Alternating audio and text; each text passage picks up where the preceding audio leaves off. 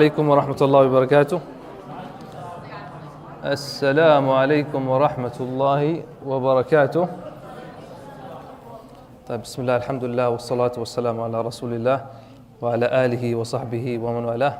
اللهم لا علم لنا إلا ما علمتنا إنك أنت العليم الحكيم. اللهم علمنا ما ينفعنا وانفعنا بما علمتنا وزدنا علما وأرنا الحق حقا وارزقنا اتباعه وأرنا الباطل باطلا وارزقنا اجتنابه وادخلنا برحمتك في عبادك الصالحين آمين يا رب العالمين.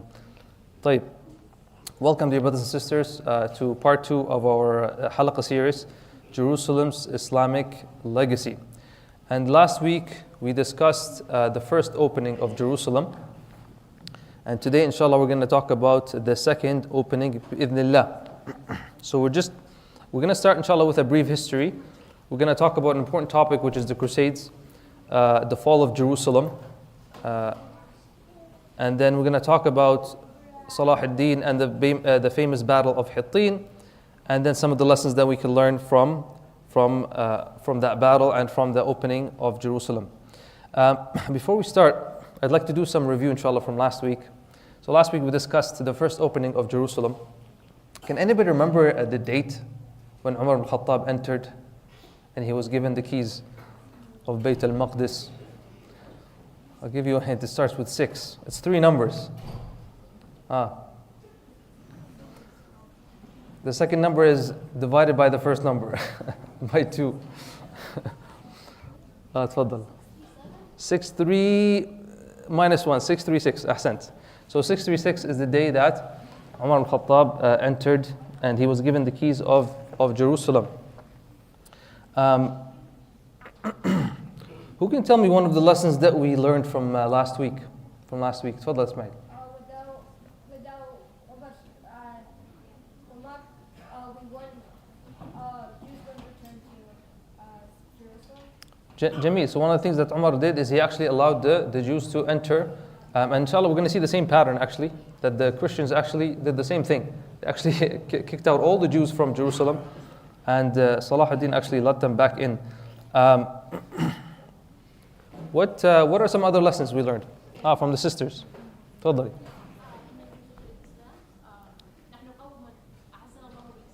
نعم.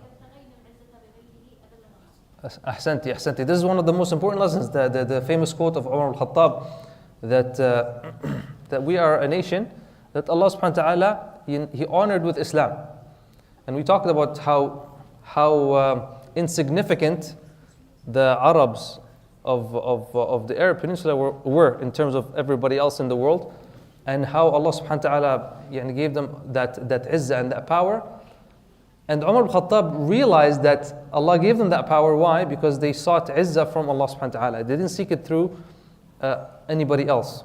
And we talked about the example where he was told to dress up nicely, and we said that that's just a small example that we can actually implement in our life. Barakallahu fi.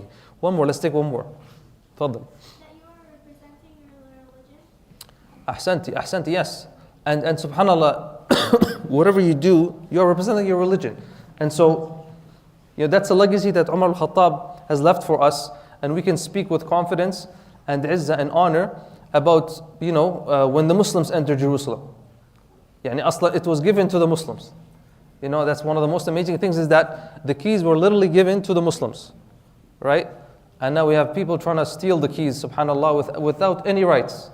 Just going into people's country and then trying to take it without any haqq. طيب, Jamil, barakallahu fikum. Let's start because we started a bit late. Let's start with a brief history. So obviously, when we discuss history, it's always good to barakallahu fik. It's always good to discuss what are some of the main things that happened before, right? طبعا we don't have time to cover the whole history of Jerusalem. Sahih. So we're going to talk about quickly what happened between the 7th century and the 11th century. طبعا when I say century, 7th century, what am I talking about here in terms of years? Because the 600s. So when I say 7th century, it means the 600s, right? And so Umar al-Khattab entered in the 7th century, right? Islam spread in Arabia in the 7th century. Jamil. And when does Salah ad-Din come in after? Which century? Huh? The 12th century. So at the beginning of the 12th century, 1100s, Salah ad-Din comes in. طيب. So let's look at a brief history. Bismillah. So some of the things that happened, طبعا, we said that Umar al-Khattab, he opened Jerusalem in 636. It's a very easy number to remember actually. 6, break it in half, and then you have 6 again, 636. And that's when Umar al-Khattab entered Jerusalem. Obviously you know that after the Khulafa al-Rashidin, right, there was the fitna, and then basically the Umayyads took over.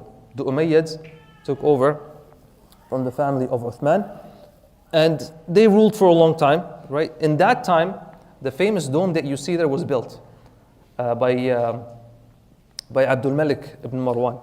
By Abdul Malik ibn Marwan, he built that famous dome that you see there during that time, which was done in 691. Of course, after that, we have the Abbasids that came, right? The Abbasi revolt happened and they took over the Khilafah, right? And when we talk about all these Khilafas or Caliphates in English, طبعا when you read the history, you'll see ups and downs. So they had their highs and they had their lows, right? With the Umayyads and some of the Khulafa were really good, righteous, pious, strong leaders, and some were not so righteous and pious. And same thing with the Abbasids, same thing with the Abbasids. We see also later that there's another caliphate or khilafah or Al-Fatimiyya. Now Al-Fatimiyya come from a different strand. So Al-Fatimiyya will be spreading mostly Shia Islam. And so actually they actually spread into most of Egypt and North Africa. They actually become very powerful during those times. And they actually get control over Jerusalem. So now Jerusalem has gone from the Umayyads to but it's still under Muslim rule. So from the Umayyads to the Abbasids to the Fatimids. And also after the Seljuks come. Who are the Seljuks? Who can tell me? Salajik. Naam. They became essentially a military wing of the Abbasid Caliphate, so they were pretty powerful politically and militarily. Jamil, yes, they were very powerful. But and what's their lineage? They're Turks, right? Like Turks. Naam. And they were very, and even their caliphate grew very big, all the way from the east to the west, north of Asia. And then we have طبعا the Christian Crusaders. So now in the year 1099, this is when the Christians from Europe come to the Holy Land and they capture Jerusalem. طبعا we're going to go into detail, but I like to just have kind of a brief idea of what we have in front of us, of what has happened from the time of Umar al-Khattab all the way. So now look how long the Muslims have had Al-Quds under control. How many years? From 636 until 1099. How many years is that? Any like 500, almost 400 something? Someone said the exact number. What is it? 463. Should I make sure? Or it's 100% right? Yeah, make sure. You guys are mean. Type 463. Type 460. Yalla, 460 is good. So that's a long time. It was under Muslim rule. Jameel. And then the Crusades come in. Type. So obviously when you talk about Salah ad-Din, when you talk about Jerusalem, you have to talk about the Crusades. There's no way around it. And the word Crusades actually was never used when the Crusades happened. Even if you see some of the historians, they never actually use the phrase Crusades. If I ask you about the Crusades, what can you tell me about that? I don't know if they still teach it in school, but they taught us when we were in school. تفضل, yeah, go. Obviously Europeans. Mm-hmm. So there are Europeans that did what? They were Christians, they invaded Jerusalem because their Pope told them to. So they would move all the way from Europe to Jerusalem. And some of them, they would call it like a pilgrimage. It was something very, I guess, religious outwardly. But as we find out later, it was not. It was more political and economical. Naam, tfaddal. You had a definition? You tell us something about them? So the Crusades, it happened because everyone believed that it was where they're at the end, that's where they originated. So they wanted to take back their So obviously Jerusalem has something meaningful for the Christians, right? Now, something interesting about the Christians in Europe. The Christians in Europe actually divided into two, right? You have the Byzantines, and then you have the Catholics, right? And so you have like the Orthodox Christians, right? If you remember when we talked about Umar al-Khattab being handed the keys, those were which group? Those were the Orthodox, actually. They were the Orthodox. The Orthodox Christians. Orthodox meaning what? What does Orthodox mean? ايش يعني Orthodox? Yeah, they're a group of Christianity, but what does it mean by Orthodox? Yeah, more traditional. يعني more traditional. طبعا they don't follow the Pope, right? They don't follow the Pope. They're more traditional, and their capital was more in the east, right? And the capital they got divided into the east and the west. طيب. So just like this is just a map of some of the Crusades. So when you talk about the Crusades, some historians say there was like 8 of them, right? Some say there was about 6 of them. You know, the first 4 were the main ones. Tamam? And so the first one, as you can see here, was in 1096. Was in 1096. And that was when just a few years before the capture of Jerusalem. Remember we said that the capture of Jerusalem was 1099. So 1096 was the first crusade that was sent. And what they would do is, if you can see here, this is the Middle East here, right? You got Jerusalem here. You guys can see my mouse? Yeah. So you got Jerusalem here, right? And all these cities, Tarablus, Akka, Damascus, right? And these Europeans, they would send armies, right? And they would tell them that, you know, if you go and fight, that you'll be guaranteed a place in paradise, you know, and all your sins will be forgiven. And all these promises were made by the Pope, right? And so you would see all these armies, and they would go into groups, and their main target was what? Was Jerusalem. Their main target was Jerusalem. طيب. And as we mentioned before, we have the Fatimids or the Fatimiyun, okay, who have power over here. You have the Seljuks from the east here, and also from the north side, right? Even the Abbasids they still have some influence, but you can see that the Muslim Ummah now has multiple khilafas. طيب. What were the Crusades? So the Crusades were medieval Christians or expeditions or military expeditions that took place between the 11th and the 15th centuries. So 11th century meaning, you know, from the year 100 to 15th century, 1400. طيب. These campaigns, known as the Crusades, were primarily aimed at capturing or reclaiming control of Jerusalem and other holy sites in the Middle East from Muslim rule. And as we mentioned, like that place was under Muslim rule for a long time, a very long time, and almost 500 years, right? The Crusades were sparked by a combination of religious fervor, political motivations, and economic interests, right? And so, as much as it sounds like a holy war or religious war, there were also a lot of economic, motivations to go there. Why? Because that land of Syria, Lebanon, Damascus, Halab, all these big cities, they had a lot of wealth, a lot of culture, a lot of a lot of resources, and the Europeans wanted to get advantage of that. They wanted to get a piece of that, and so it wasn't just a religious thing. Yeah, the Pope had to, really give them something, unrealistic to motivate all those people to go. That if you go, all your sins are forgiven, and even some of them would promise them specific lands in paradise, etc. Right? طيب. So these were the Crusades. So when you look at the Crusades, we said the first one was in the 1096. And inshallah, we're going to get to the crux of the point. I just want to give you a background so you understand what was happening at that time. So we have the first crusade in 1096. In 1096, we said that the fall of Jerusalem to the Christians is in 1099, right? This is when the Christians entered and took over Jerusalem from the Fatimiyun. And then you have the second crusade, and then this is when Salah ad-Din, after the second crusade, Salah ad-Din captured Jerusalem. We're going to go into detail with that, inshallah. Then as a reaction they call for a third crusade.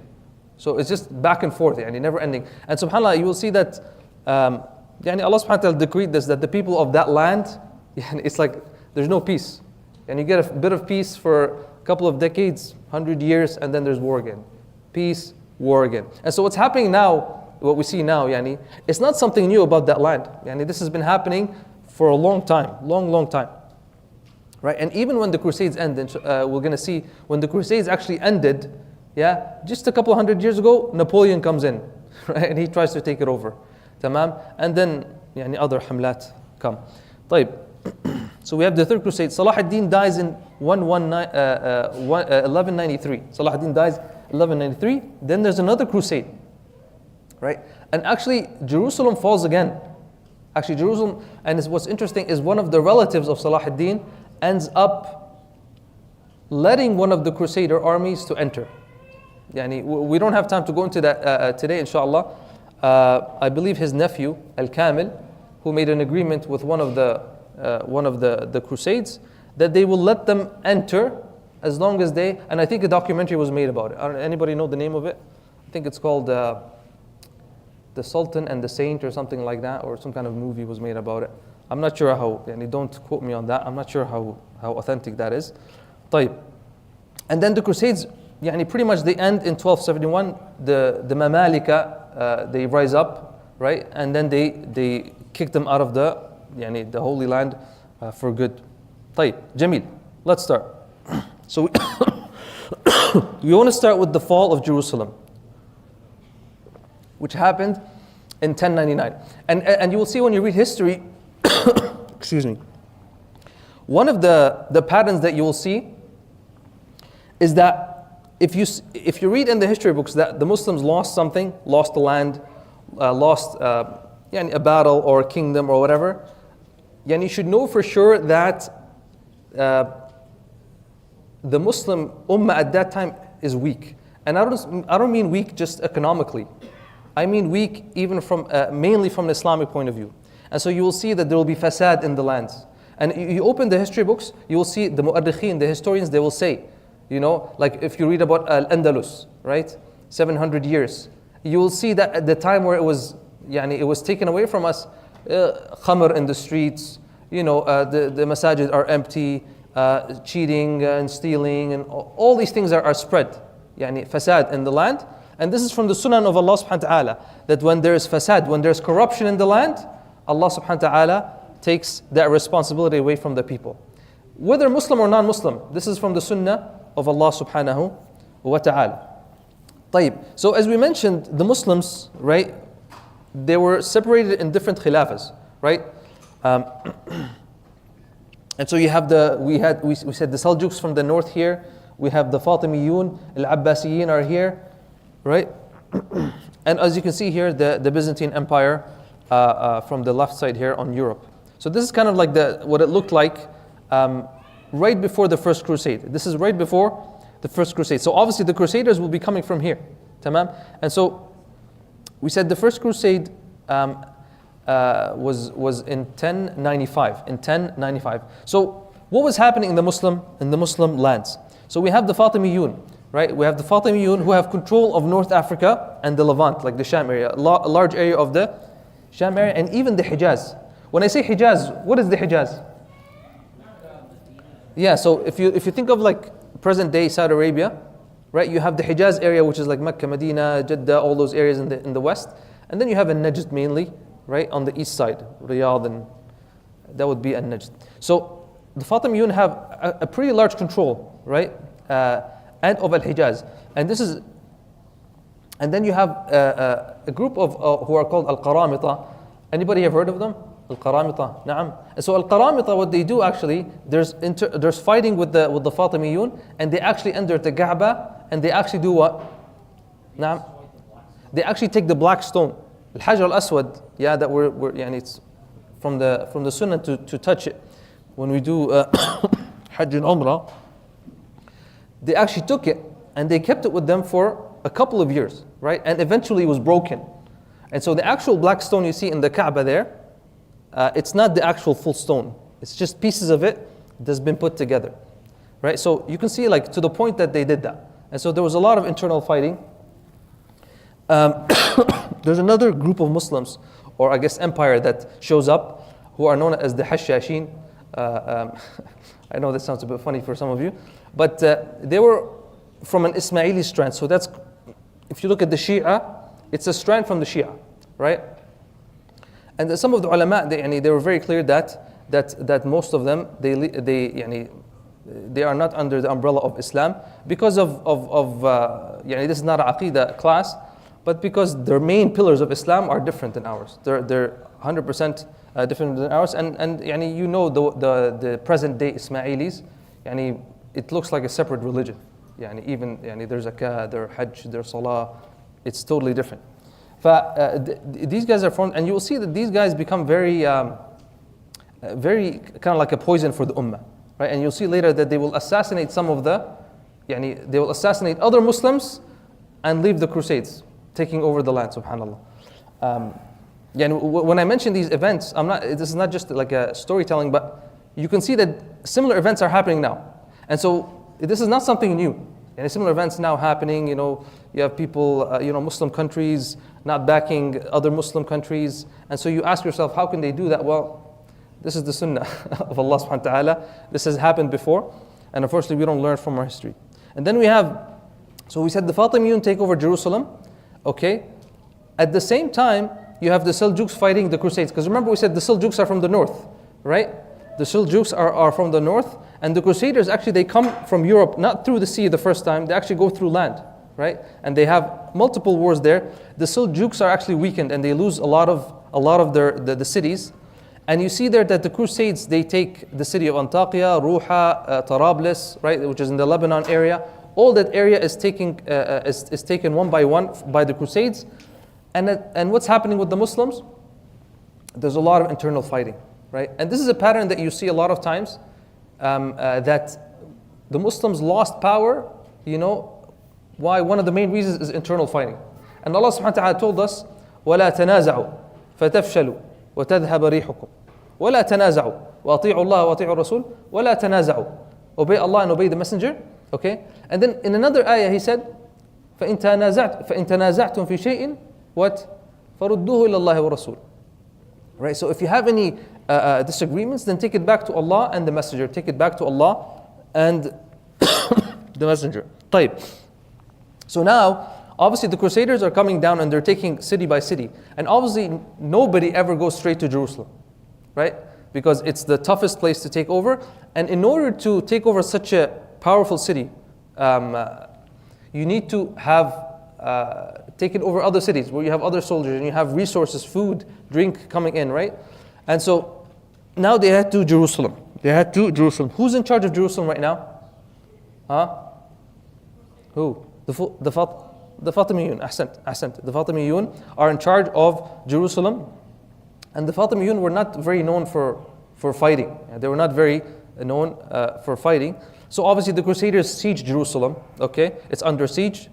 And what they would do is they would build bridges, okay, wooden bridges, so they can, because as you know, the city of Jerusalem would be covered with walls, huge walls, right?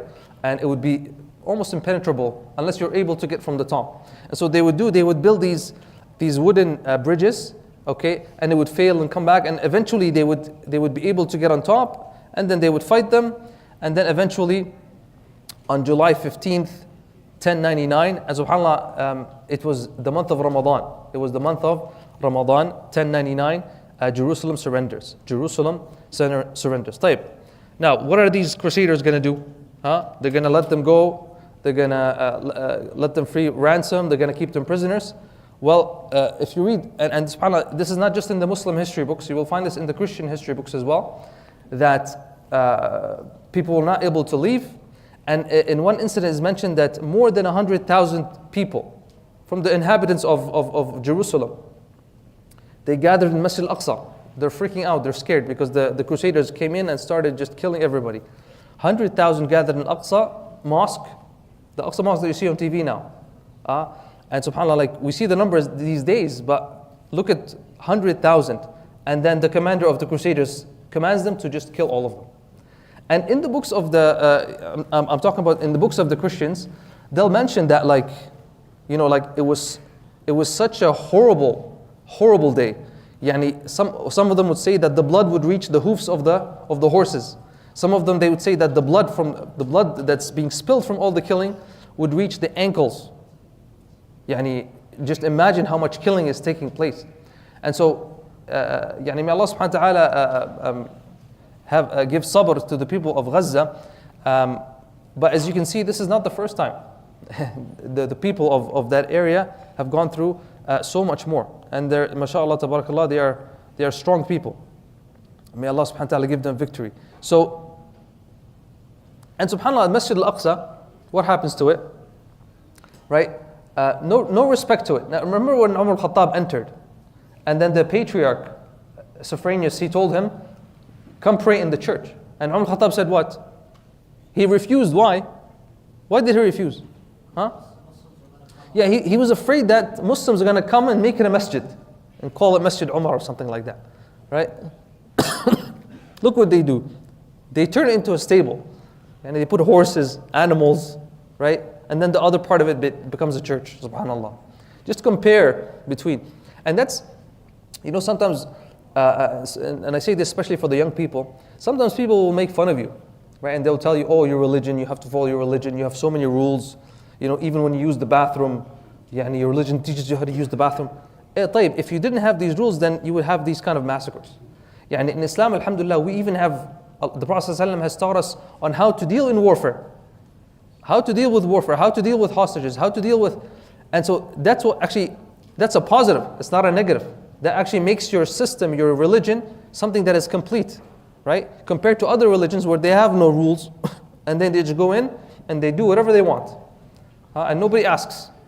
And then they're, yani, Allah musta'an. طيب. Yeah, so you compare this to what happened in Umar's time, لا يستوون. There's no comparison, subhanAllah. طيب. Now after this happened, this shook all of the Holy Land, because the other cities started hearing about what happened, and some of them would even surrender. Like the city of Nablus, for example, they surrendered. They just surrendered. They said, you can have the city. Because why? They didn't want that kind of bloodshed. Like the fear reached all the way to the other cities. طيب. So now as you can see, now the Crusaders have become very powerful. And they have the main city, which is Jerusalem. So now what's happening in the Muslim lands? طبعا you don't have WhatsApp, Facebook, you know. You don't just find out right away. Tamam? But subhanAllah, news started spreading out. So, for example, you have the story of Al-Qadi Al-Harawi. There's a story of him who, it's said that he was teaching in the city of Damascus. Excuse me for my cough. In the city of Damascus, and then news reached. Like somebody escaped from the city of Jerusalem, filled with blood, and he was telling him this happened. And so it's mentioned that he was teaching, he's a alim, and he dropped his stuff and he quickly booked it to where? To Baghdad, to the Khalifa in the Abbasid Caliphate. And so he went there and he tried to get in the palace, no luck. Tried to get in, no luck. So then there was, I believe it was a khutbah Jum'ah or something, or some talk by the Khalifa. And so what he did, it was Ramadan, and he actually went and he started eating in front of everybody. So he can get the attention of the people. And so people started saying, what are you doing? And then the Khalifa noticed, and how are you doing this? He said to them, you guys are sitting here relaxing while Jerusalem has been taken. Right? And then he gave a very he gave a very powerful speech, to the point that even the Khalifa, I remember I told you that the Khulafa, some of them were corrupted, right? This Khalifa wasn't the most pious of the Khulafa, but even he put his head down. And usually the Khulafa would be like, take that person and get rid of him. Yeah? But even he put his head down. And he said that, we will call for for armies to go and help, etc. But nothing really happened. Nothing really happened. And you see other ulama started doing the same thing. They would come. So this is a good place to stop, because we can ask ourselves now, tamam, we could do something similar, yani, or what many of us are doing now, protests, sending letters to MPs, sharing things on social media. That can have a similar effect, not in the actual battle, okay, but in the actual a view of what is happening to our brothers and sisters in Gaza and in Palestine, right? Because remember, and you might not be aware of it, sometimes we kind of live in a bubble. What we don't realize is that a lot of the international community never saw the Palestinians as what? As oppressed. They never saw them as oppressed, right? But if the narrative changes and pressure can be put, right, on Israel and their government, and people realize what the problem is, and you see now people parading, non-Muslims, Muslims, right, when they realize who the oppressed is. Yeah, because subhanAllah, like, and you can see some of the videos online where people would ask, like, what do you think of the war that's happening in Palestine? So, the image some people have is that there's two people fighting, right? But what's really happening is what? The people of Gaza are sleepless, no food, nothing, being killed, destroyed. And then the other side, they're having a good time, chilling, going to dinner, going to school, adi. Life is for the majority of the people there. In fact, social media has a very powerful effect. And this is what these ulama were doing at that time, using their own social media and their power to give khutab and to call for jihad, to go help the brothers and sisters in Al-Quds. طيب. So as we said, now the Crusades, now they have a stronghold in the Holy Land, and not just that, they're still getting support sent from Europe, right? And so now you can think of the Muslim. The Muslim still had some power, but you can think of the Muslim now. They feel what? What do they feel? They feel defeated, weak. They have a low morale, right? Even though they have all that land, they still have a lot of land and a lot of power. But these kind of defeats, right, they have a very powerful effect, right? And so morale and how you see things and how you understand things, it's very important for the ummah, okay? And that's why, like, in our khutab, we try to motivate people, remind them that, it's not all doom and gloom. It's not all as bad as you think it is, right? That the nasr of Allah subhanahu wa ta'ala is qareeb. But the question is not when, the question is what can you do about it, right? And the question is for you, the test, the fitna here is for you to have the iman in Allah subhanahu wa ta'ala. طيب. So now you have some of the cities there, right? So we said that some of the caliphates, they didn't care. They said we have our own problems, right? And they don't want to go for jihad, they don't want to go help and free Al-Quds. But you had other people like, for example, Al-Mawdudi, not Al-Mawdudi, the scholar that died in India, but Al-Mawdudi, the Emir of Mosul. So he was the Emir of Mosul, right? Where's Mosul? In Iraq, right? In Mosul, right? And so he replies to the call that the ulama were calling for, and he goes, and he actually captures one of the cities, and guess what happens after? One of the Hashashin, they actually assassinate him. He's killed by one of the Muslims. Yani, instead of going to help fight, and subhanAllah, we see this nowadays, subhanAllah, right? If you remember in 73, right, when King Faisal, may Allah have mercy on him, right? Who killed him? His nephew, subhanAllah. Like, this is something that happens over and over, right? And subhanAllah, he's one of the few that stood up, right? And he said, you free Palestine, or I will stop the oil. Khalas, subhanallah. May Allah subhanahu wa ta'ala reward him and have mercy on him. طيب, تفضل سؤال. So, is there a reason that the Hashashin killed them? Yeah, they were not a very religious group of people, and they would be paid for it. Just like you see nowadays, assassinations, people get paid for it. Anyways, طيب. طيب, and then we have, right, we have the Khalifa of the Abbasis, right? Very corrupt person. Even some of the ulama, they say that he was an alcoholic. And the ulama in the area of Iraq, they didn't like that. And they got together and they said, we need to do a bay'ah for another Khalifa. And so they gave bay'ah to his uncle. His uncle, right? Because one of the masa'il that comes in all the time is, when is it allowed to revolt against the leader? Right? This is a big mas'ala, right? This is a big mas'ala, a big question and we see different events happen in our history that show that it's not such a good idea.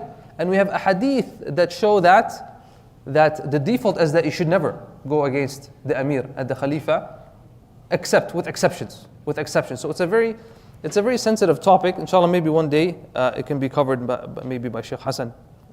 Sheikh Hassan here, throwing it on his side. طيب, Jamil. So now we have the rise of a very special person, Sheikh Hassan, of a very special person who is Imad ad-Din al-Zinki, or Zingi, depending on the spelling, who becomes the ruler of Mosul, the ruler of Mosul. Now, Imad ad-Din al-Zinki, and when people study the history of Salah ad-Din, they don't mention what happened before. They don't mention all the hard work that was put in, before Salah ad-Din al-Ayyubi. Because Salah ad-Din al-Ayyubi didn't just come from the sky. Yeah? And so this is important to understand, because change takes time. Change takes time. And so something that you might do now, okay, you might not see the fruit of it right now, but what should your intention be? You should have like a very lofty intention, right?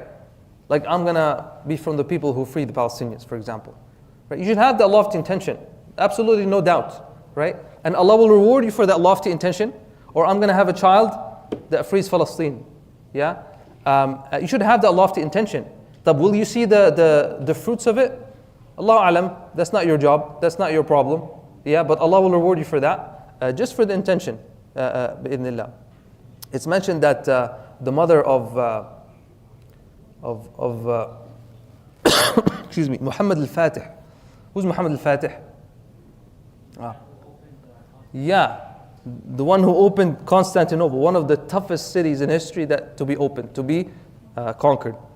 And it's mentioned that his mother would take him across, on the seashore, right, across Constantinople. She would tell him, like, one day you will conquer that city. Subhanallah. The mother, when he was a kid, she would tell him, one day you will conquer that city. Subhanallah. Right? And so there's nothing wrong with that. For you to have these kind of aspirations. Wallahu a'lam. طيب, so Imad ad-Din Zinki. So he was born in 1087. This is just a few years before the first crusade, right? So he comes from the kind of the Turkish bloodline, right? And then eventually what happens? He manages to get control of some of the cities, right? And now Imad ad-Din Zinki, he has a different philosophy. His main target is what? He wants to regain Jerusalem, right? Remember when I told you, like, people have different intentions. You have Khalifas that they don't care, right? And we have now rulers nowadays. The last thing on his bucket list, actually it's not even on his bucket list. The last thing on his list is Jerusalem and the Palestinians, right? And you have other people, and usually you'll find that these people are more religious, are closer to Allah subhanahu wa ta'ala, are people who stick to their salah, are people who give zakah, people who have knowledge, have ilm, right? And so you will see we don't have time to go through his biography, and that he was a person of ilm, right? And he was a person who had that himmah, that high aspiration to go and free Jerusalem. Did he actually see the realization of that dream? No, he didn't. But through his effort, came his son, and then later Salah ad-Din al-Ayyubi, right? And so he gained control over some of the big cities, like Halab, Aleppo. And then one of his biggest accomplishments is taking over the city of Edessa. Now, if you remember the map, do I have it here? I think I have it coming up. Yeah. If you remember here the map, that city is very strategic, right? So we see here, this is the Seljuk Empire. Imad ad-Din, he has control over Mosul, right? And he gets control over Halab later, right? And Edessa is this city here. Why is this important? Because this is where a lot of the Crusaders would come in on land. And obviously it's easier to come on land than on sea. So that was a major victory for him. Now, right? And he was able to capture that city, and that caused what? That caused the Pope to call for a second crusade. When they say second crusade, it means like there's already soldiers in the Holy Land. Yalla, send more. Send another couple of thousand. And they would send groups of crusades. And so this triggered the second crusade. طيب. And as you can see here, right? This is where the Crusaders are. They have the city, the city of Jerusalem, and some other cities close to them. Right? We have the Fatimids here. Right? They're very weak. They don't really do much at this time. Right? طيب. Jamil. Imad ad-Din passes away. Imad ad-Din passes away, and who takes over? His son Nur ad-Din. And subhanAllah, I just want to stop for a second here. One of the things that you notice is when like a Khalifa or I guess a righteous ruler dies, right? It's always like one of those moments where you're like, what's going to happen next, right? And maybe it happens here. You hear that this king died. This king died. What's going to happen now? Who's going to take over? Is he going to be good? Is he going to be bad, right? And this was always an issue from the Umayyads, okay? And then you had the issue of nepotism, right? Giving it to keeping it in the family.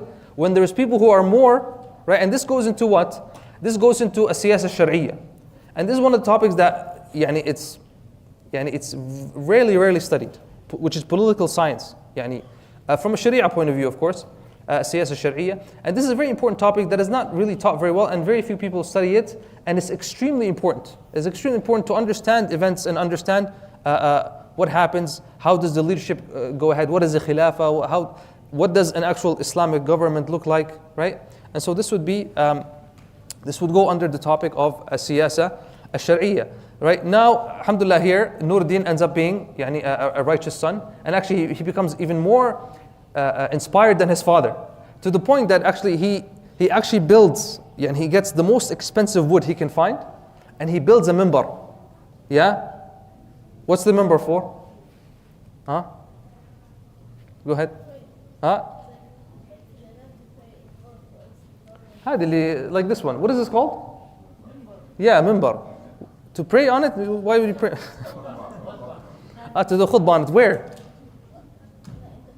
He built it so it can be taken to Jerusalem when it's open, subhanAllah. So that's like a physical intention right there. This is my intention. I've built it. Even though you'll find that he wasn't able to do it, who actually did it for him? It was Salah ad-Din al-Ayyubi who actually took that and put it there out of respect for his mentor, Nur ad-Din al-Zinki. Right? So he was born in 1118. Okay? So like we said, he picked up from where his father left off. Right? And then he founded the Zengid dynasty. Right? He would take over more cities. Why would he do that? Because he understood that if you want to take Jerusalem, you have to conquer the other cities. And then you have to cut some of the resources for the Crusaders, right? And as we mentioned, you will notice that the righteous rulers or the successful rulers, they have a connection with Allah subhanahu wa ta'ala. They're pious, they're brave. You see a lot of good akhlaq from them, right? He wouldn't take the money and spend it on his family and cousins and relatives like we see, with some of the monarchs, right? He would build masajid, schools, jami'at, institutions, right? And you see that his student Salah ad-Din did the same thing. He would do the same thing. And when you have this kind of islah of the land, then Allah subhanahu wa ta'ala brings victory. When you see fasad, corruption, right? If you remember Umar ibn Abdul Aziz, rahimahullah, who changed the whole Umayyad, empire literally in 2 years. In 2 years, he changed the whole thing, right? And one of the first things he did is what? He told all his relatives, he said, listen, you're not getting paid by the government for free. If you want money, you have to work for it. Subhanallah. If you want money, and he took away the lands that was given to them. He told them, this is not your land. This is not your land. You didn't earn this. Subhanallah. When the huquq were given, Allah subhanahu wa ta'ala brought so much justice. They said to the point that there was no one to receive sadaqah, zakah. They didn't know what to do with the zakah. Now we don't even have half enough zakah. At that time they said, and then he said, go marry the single men. He said, they're all married, nobody needs money. Single guys are like, where's the money? طيب, let's keep going. So one of the goals of Nuruddin is he wanted to unite the Muslims. Yani he wanted to unite the Muslims because, as you see, one of the issues was there was all these different empires. Now, technically speaking, yani they could work together, but what usually happens is everybody wants power. Everybody wants to be the ruler. Everybody wants to, and so it's always an issue. And so he realized in order for us to get Jerusalem, we have to unite, right? Fast forward to what's happening now, right? In order for the Palestinians, they need to unite. In order for the Palestinians to get victory, they need to unite. In order for the Muslims to get victory, they need to what? They need to unite. This is the sunnah of Allah subhanahu wa ta'ala, that unity comes first, and then Allah subhanahu wa ta'ala brings victory. Even the smallest, the tiny, a tiny fraction of this unity can cause you to lose a battle, right? If you remember, like in the Battle of Uhud, just a group of people decided not to listen, it caused them to lose a battle. And many examples like that. طيب.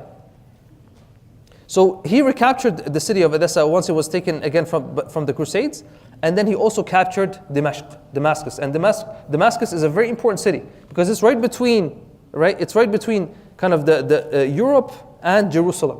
It's a very strategic location. And as we mentioned, he built a minbar to take it with him, right? And so he expands his empire, right? Goes all the way south, right? They're literally around. So this is the Crusades. They've taken Jerusalem, and the Zingid Empire really spreads all the way to here. They don't have Egypt. Egypt is not under their control. And when you read in the history books, Egypt is a must. Like if you have Egypt, you have a stronghold of the Middle East. So his intention is to go to Egypt. But who's in control of Egypt right now? The Fatimiyun. The Fatimiyun are very weak. So now in this time, you see Salah ad-Din come to come to the picture. So Salah ad-Din, he's an Arab, or where is he from? Kurdish. So he's born in Tikrit. Where's that? Iraq, صح? So he's born in Iraq. His family moved to Damascus, right? And he moves to Damascus.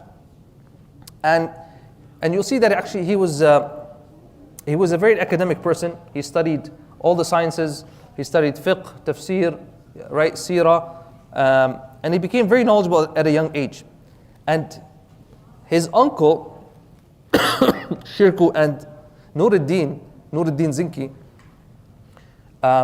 saw a lot of potential in him, right?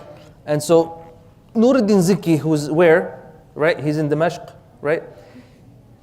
He sets for Salah ad-Din and his uncle, okay, to go where? To go to Egypt and to negotiate with the Fatimiyun and to, right? So what's his goal? To unite the north and the south.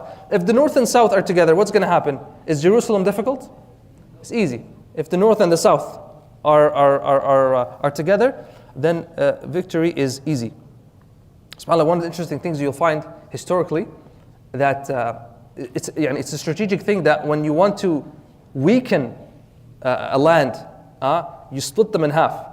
You just split them in half. Exactly what you see in Palestine, split in half, and this causes more division. Sykes-Picot Agreement, right? Split all the Arab Muslim nations into, right? And then they would actually specifically take specific groups, right? And they would take the Duruz and put them here. They would take the Shia and put them here. And why? To cause division. To cause division. You look what happened in India and how they split Pakistan and they split India and Kashmir.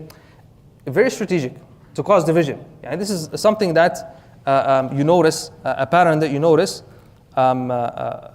with these, I guess, imperialist nations. طيب, so Salah ad-Din joins the military at the age of 14. Any 14-year-olds here? 14-year-olds? Nobody's 14 here? Who's 15? No, mashallah, we have 14-year-olds. Yeah, mashallah. So at the age of 14, he's already joined the army, the military, right? And like I said, he shows a lot of potential. And so Nuruddin sends him with his uncle, right? His uncle is the commander of the army. He's sent to Egypt to bring unity with the Fatimiyun. طبعا, it's not easy, right? Now, I want you to think now, the Fatimiyun are what? Sunni or Shia? Shia. Right, so sometimes, I want to just stop for a second here. Inshallah, 9 o'clock will be done. Sometimes we look at present day events and we have kind of like a perfect situation for the Muslim Ummah. And it's not realistic, right? And so when you, and this becomes this starts to make more sense when you read more and more history. That you will see that it's not always as perfect as people think it will be, right? And if you haven't lived long enough, and none of us here are going to live 500 years, okay? If you read through history, you'll find that there was no perfect moment after the Khulafa al-Rashidin. And even the Sahaba had some conflicts, right? In the Umayyad, in the Tabi'een, there was always some conflict. And nothing was always perfect. And even you'll see things about Salah ad-Din, right? That, they're not perfect, right? Like you will see later that now, he will give bay'ah to who? To the Fatimiyin, right? And then he will break that bay'ah, right? And this is not something that's discussed too much in history, but we have to realize that sometimes politicians, right? They have to do these kind of things. And Allah subhanahu wa ta'ala knows their intention, right? It's not always going to be some kind of perfect situation. And so we need to understand that we need to be a bit more mature. When we see things happening around us, we need to always step back and say, okay, we can't just judge from outside, because you're not in the position of that person, right? Like, if Umar al-Khattab was brought and put in Gaza right now, you think it's just going to become some great nation, right? He would be forced to make some decisions that he wouldn't want to. Sahih? Why? Because that's what siyasa demands. That's what politics demands, right? This is just a point I wanted to mention, just so we also have husnul dhan of our leaders as well. They're not all evil and they want bad for the Muslim Ummah, but sometimes you have to be strategic as well, right? And we see that in Sulh al-Hudaybiyah, the Prophet ﷺ, he accepted lower conditions, even though they were more powerful technically, tamam? But then victory came after. طيب. So now, the uncle of Salah ad-Din, right, he was kind of put like as a person in charge there of the military and protecting the city of Cairo, I guess the area of Egypt. But then he dies a few months later. Nobody knows how. He died, and then Salah ad-Din is placed in charge. The Khalifa of the Fatimiyin, he actually put Salah ad-Din himself in charge. He actually put Salah ad-Din himself in charge. He didn't wait from Nur ad-Din. Why? Because some historians say because he was young, and the Fatimi Khalifa thought that he would be easy to control. He would be easy to control. So Salah ad-Din is placed in charge, but Salah ad-Din has plans. Salah ad-Din has plans. He's not just there to have fun and have some position and power. So what he starts doing, he starts putting some of his relatives into positions, right? And طبعا he wants to spread the right understanding of Islam. Right, so he starts, putting some of his relatives who are qualified for the positions, some ulama that he knows, Shafi'iyya. So the fiqh of the Shafi'i spread at that time, right? And he basically over time was able to gain control of the main part of Egypt, and eventually he overthrows the Fatimid Khalifa, the Caliphate, right? And then he announces that he is the governor of Egypt. So now Salah ad-Din, this is like a major step for him. He becomes the governor of Egypt. And so now technically speaking, now you have Salah ad-Din on the south and you have Nur ad-Din on the north. Right? And you have Salah ad-Din now starts investing into Egypt. Right? He builds the university in Alexandria. He builds schools, hospitals. Right? Egypt actually becomes a hub for ulama. Ulama start coming in. Right, which means what? Before there wasn't really much importance for ilm. They didn't really put too much importance for ilm. So we have these people who are growing up in luxuries and just enjoying life and not caring about the deen and the ummah. Right? And remember what we said, was mentioned in the khutbah today, that one of the conditions of the victory of Allah subhanahu wa ta'ala is that the people are actually aiding the deen of Allah subhanahu wa ta'ala. Kunu ansar Allah. Yeah? Be from the helpers of the deen of Allah subhanahu wa ta'ala. So and then Salah ad-Din creates a special army that is very close to him, right? And he builds a strong army there in Egypt. And then, as you can see now, you have Salah ad-Din here, which later becomes called the Ayyubid dynasty. He has control over all of North Africa, Egypt, right? He even later gets control of Hijaz. And this is very important. Why? Because now, technically speaking, the Muslims have security of all the routes to where? To Mecca. Because pilgrims, they don't have Air Canada, right? They have to travel. They have to travel on foot. And so they have to travel from these areas. And what would happen is, right, people would stop them, kill them. It's not safe. And literally people back then, they go for Umrah or Hajj, they would, they have their wasiyah ready, they have their earth ready, right? And they would say, if I die, you are divorced, because it's a high chance they would not come back, subhanAllah. So now they have security over all the routes to Mecca and Medina. Where's Mecca and Medina? Mecca and Medina is right here, right? This is Al-Hijaz area. Mecca and Medina would be right there. So now you have Salah ad-Din here, and then you have Nur ad-Din on the north. طيب. So now, and this is, subhanAllah, this is the nature of humans, right? Nur ad-Din, the mentor of Salah ad-Din, they start now, they start disagreeing on things. Nur ad-Din wants to what? He wants to enter Jerusalem. He wants to go and attack Bayt al-Maqdis and take it over. Salah ad-Din disagrees. Salah ad-Din says, no, I need to become stronger. I need to get more land. I need to get stronger army. And you can see, and subhanAllah, you see later that he needed to become stronger. And you shouldn't be too hasty. So they disagreed. And then Nur ad-Din dies. How he died, Allahu A'lam, right? Some people, they would accuse Salah ad-Din of that, but there's no proof of that. There's no proof of that because he was his mentor, and we see later that he respected his wish. طيب. And then what happens now, as we mentioned, Nur ad-Din dies, and then there's a bit of infighting between the brothers of Nur ad-Din. So now Salah ad-Din, what does he want to do? He wants to unite the north and the south. He wants to unite the north and the south. And if you unite the north and the south, khalas, now you're very strong and powerful. طيب.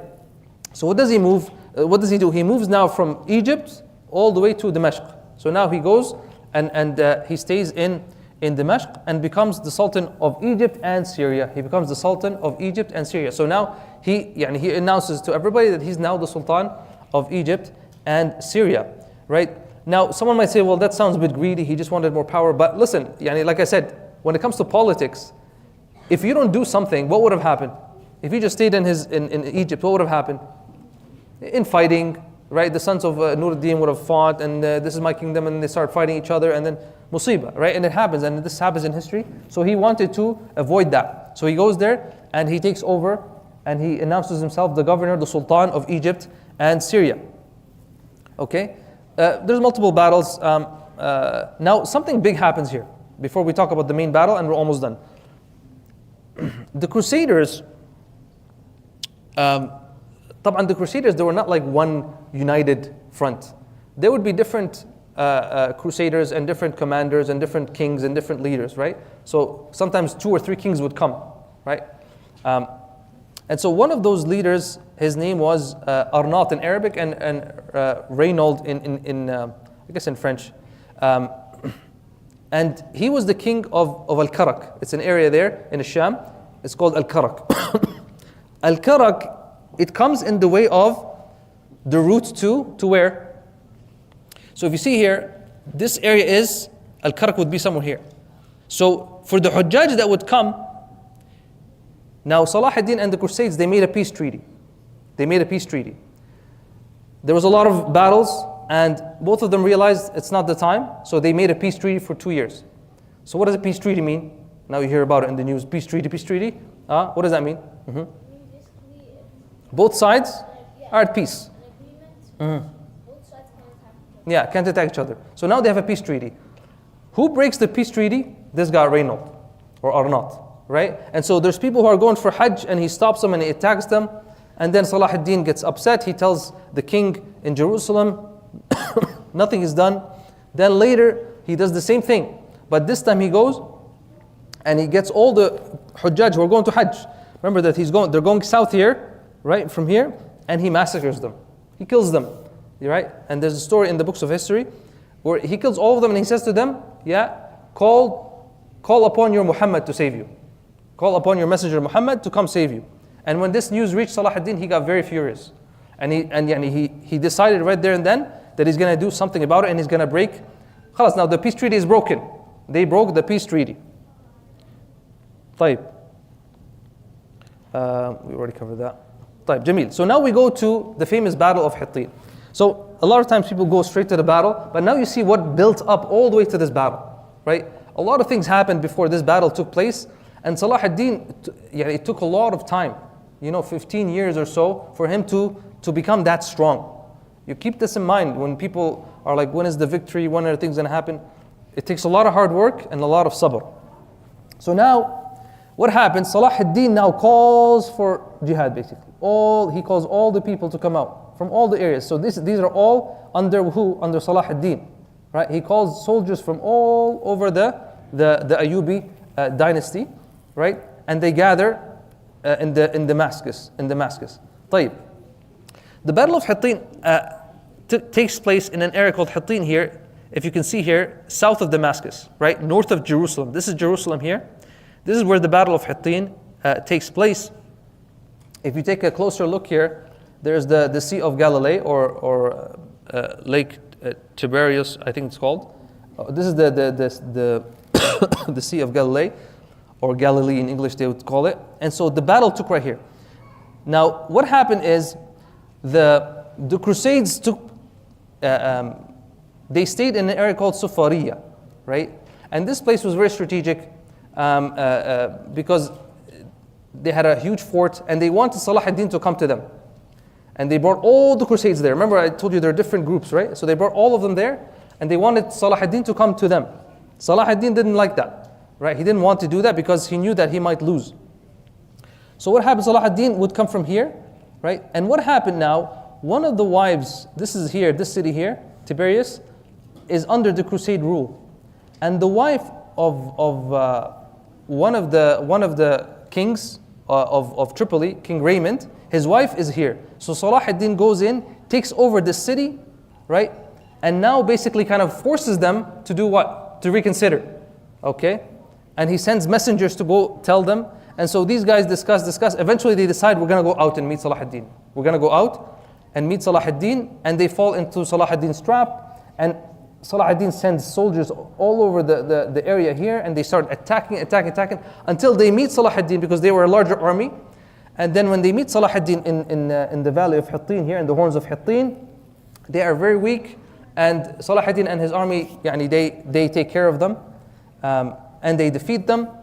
And who's there? So Salah ad-Din captures the king of Jerusalem, King Gi of Jerusalem, and who's also there? Arnat, the guy who killed the pilgrims. And Salah ad-Din had promised he was going to take care of him. And so Salah ad-Din brings them in, and he gives water to the king. He gives cold water to the king. And so the king drinks from it, and then he gives it to who? To Arnat, to Reynold. And then Salah ad-Din said, I did not give you permission. Right? And Arnat said, the king gave it to me. And then so Salah ad-Din said to him, it is not from the kings, right? And the rulers to break treaties. Why did you break the treaty? He said, that's what kings do. And so Salah ad-Din قضى عليه, and he took revenge for the Muslims that were killed on the way to Mecca. طيب, so in summary, now did they actually capture Jerusalem then? No. So Hittin is far from Jerusalem, but now it's a huge blow for the Christians. Remember, whenever Jerusalem goes down, that's like the main thing. So now the Christians are very weak, and Salah ad-Din starts taking over cities and towns until they get to Jerusalem, and they siege Jerusalem for 25 days. 25 days they siege Jerusalem. And who's there in charge it's Balian of Iblean. He was in charge of Jerusalem. And eventually they surrender.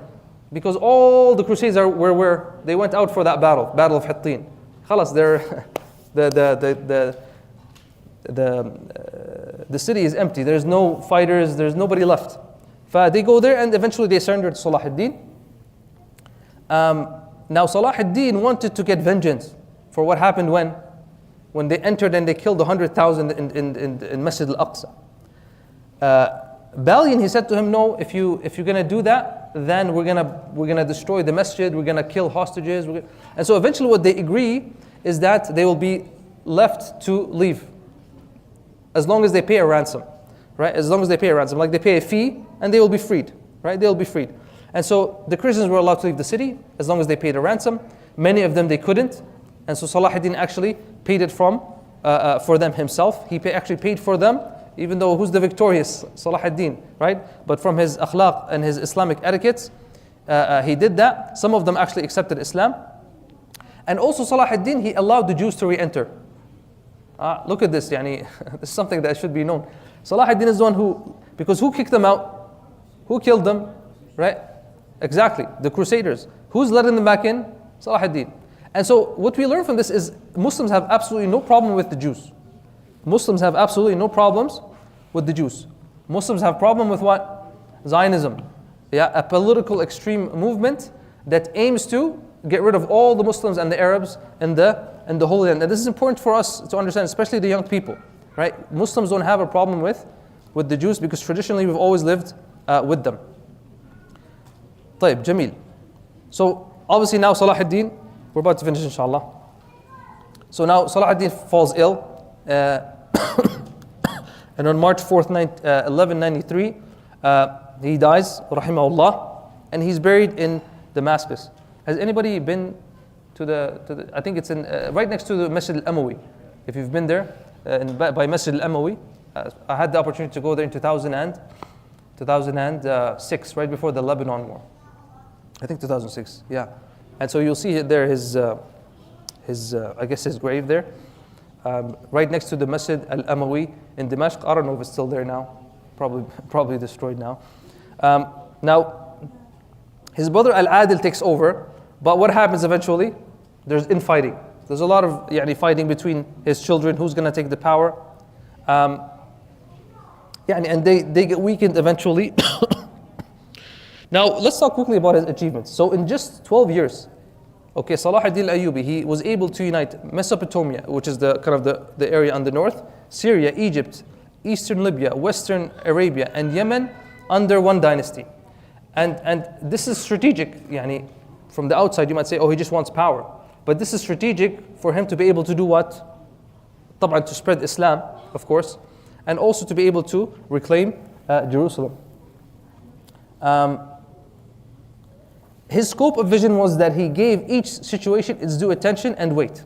And we saw that Salah ad-Din was very strategic. And he wasn't a hasty commander. And he would wait. He was willing to wait. He would do peace treaties because he knew there was an advantage in that. He knew when he's ready and when he's not ready. And that's part of the intelligence of a commander. He never broke a bridge of diplomacy or peace initiative with his opponents. He never did that.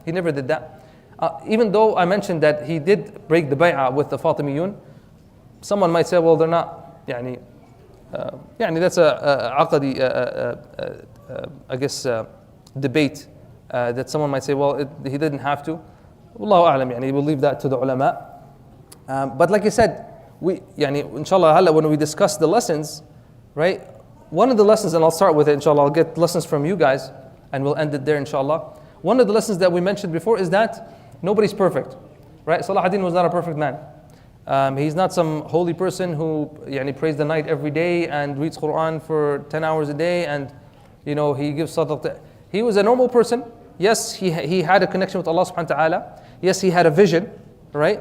But he had to make some moves that if we saw Salah ad-Din do it this in our time, we might say, what's he doing? We might go to our sheikh and say, is that right? Oh, he's a fasiq. Oh, he's a traitor, right? Muslims nowadays, if they were living that time, and you can imagine that Muslims would have said that. They would be suspicious, right? But we have to have kind of a patience, right, with these situations. And so that's one of the lessons that we can derive. I want to open up for you guys, inshallah, to extract some of the lessons that we can take from the story of Salah ad-Din. From the sister side. نعم. No lessons? Ya salam. طيب, تفضل اسماعيل. Were always more respectful, like when Omar came and opened the gates of Jerusalem. Jamil. So we see in our history that Muslims treated others in a better way, but also there are instances where we didn't. Okay, but what's the most important thing is that we know that this is from our deen. And so if we see a Muslim do something that goes against our deen, this is not Islam, right? And we always differentiate between Islam and what some Muslims do. تفضل. One lesson is that we're fine putting aside the Jews, and they start attacking them. نعم. Muslims are not anti-Semitic. We have no problems with Christians or Jews. We have absolutely no problem with them. But when somebody comes and kicks you out of your home, of your land, and is threatening you on gunpoint, that's a different, this is your right to defend yourself. Now, what else? تفضلي. If your intention is good, like to do something, and your intention is going to please Allah, Allah might like make it true. Ahsanti, very good. This is so Afwan, this is so important because we don't have we need to have those kind of intentions, and by not having intention, what does that guarantee? What does that guarantee? That nothing will happen. Did Salah ad-Din conquer Jerusalem randomly? He just woke up one day, he's like, I have nothing to do, let me go. This is something that he had intended from a long time. And it's not him who started who? From Imad ad-Din to Nur ad-Din to Salah ad-Din. And so these intentions, these are the beginning of something big. And so intention is huge. And depending on how strong your intention is, you will see that Allah subhanahu wa ta'ala will make it easy for you and help you in that. That's an excellent lesson. Barakallahu fiqh. Let's take one more. Yeah, tafadhal. As-sabr. Things take time. Naam, things take time. Naam, it takes time. It takes time. And sometimes, and I'll finish with this, sometimes you don't see the fruits of your labor. Sometimes you don't see the fruits of your labor. But you have to put it. And the Nabi sallallahu alayhi wa sallam tells us about the person that the qiyamah is coming. The day of judgment is coming. And the Prophet says that the person is about to put a seed and he should put it. He should put it. Why he should put it? But is he going to see it grow? He's not going to see it grow. But why? Why should he put it? Why? So that maybe his kids or his grandkids can Yawm al-Qiyamah is coming. ما في kids ولا grandkids. خلاص, it's over. Why should he plant it? طب خلاص, Yawm al-Qiyamah is here, yeah? Yeah, his intention and Allah subhanahu wa ta'ala rewards for what? Allah rewards for the effort. Allah rewards for what? For the effort. We'll stop here inshallah. I don't want to keep you guys here too long. Bi'idhnillah, next week, my plan is to go over kind of up to where we are today, like present day Palestine. So inshallah, we're going to go over probably from the beginning of the century, 1900, like pre-World War I, inshallah. We want to cover that. What happened? What happened in the land of Palestine? When did the Zionist movement start? Who came in? What agreements happened? This is very important for us. Why? Because this is what kind of this is what helps us talk to others, educate others, and for us to know what is happening. Who's the madloom? Who's the zalim? Right? And when we talk to people, we have the power of we have the knowledge to be able to debate them and to understand. And when they say a lie, we can talk back and say, no, that's not true. This is not what happened, right? So this is very important, inshallah. Next week we're going to cover that from around like pre-World War I all the way until probably present day, inshallah. Okay? Any questions? 2 questions. One from the brothers, one from the sisters. Now. You said if Salah ad-Din was here in present day and he did what he did, when he did it, why would when you said the Muslims would be suspicious of him? Why would they be suspicious? Why would they be suspicious?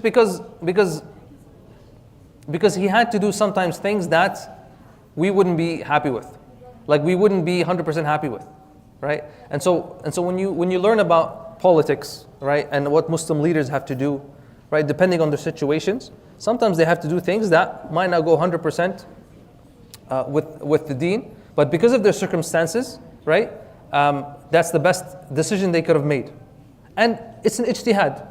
Right? And sometimes they have to make a decision and they make the wrong decision. Right? Had we been in that position also, we might have made the same mistake. And so we have to understand that sometimes these decisions are made, these mistakes are made. What is an example of like a decision you might not do? Like for example, when he gave bay'ah, right? He gave a bay'ah to the Fatimiyun. He said, I pledge allegiance to you. And then what happened?